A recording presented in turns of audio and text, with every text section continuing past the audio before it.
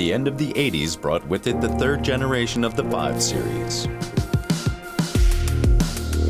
Exceptional quality, technology, comfort, and dynamics signify this 5 Series. In the development of the vehicle, there is an enormous expenditure. Our research engineers drove over 7 million kilometers in the desert, in Lapland, and through the Alps to really discover any small difficulty. There were more than 120 prototypes and 500 pre-series vehicles. To better understand the third generation of the 5 Series, you have to know that it was developed together with the 7 Series that had come 2 years before.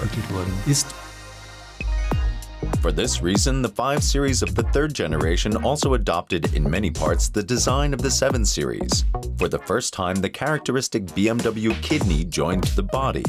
The silhouette is wedge-shaped, with a deep front and a higher rear.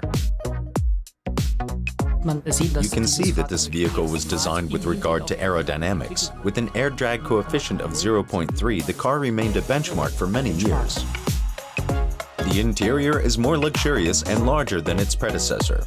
The cockpit driver-oriented. Plenty of technology characterizes this generation. We have innovations like ellipsoid headlights for better illumination of the roadway with less stray light. We also have driving assistance systems like the ASC and ASC Plus T. That means there are a lot of electronic helpers that originated here and positioned the BMW 5 Series as a high-tech vehicle. The 5 Series of the third generation also had considerable changes under the hood. The engine lineup ranges from the 4 to the 8 cylinder.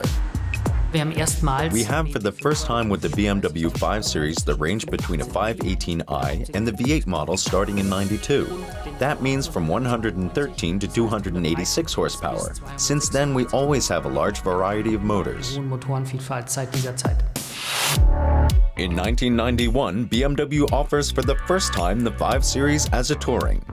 A lifestyle wagon in the upper mid-range class with lots of space and variability. With the 5 Series Touring, our goal was clearly to gain the corresponding market potential in this premium segment. Of course, in a BMW-specific manner.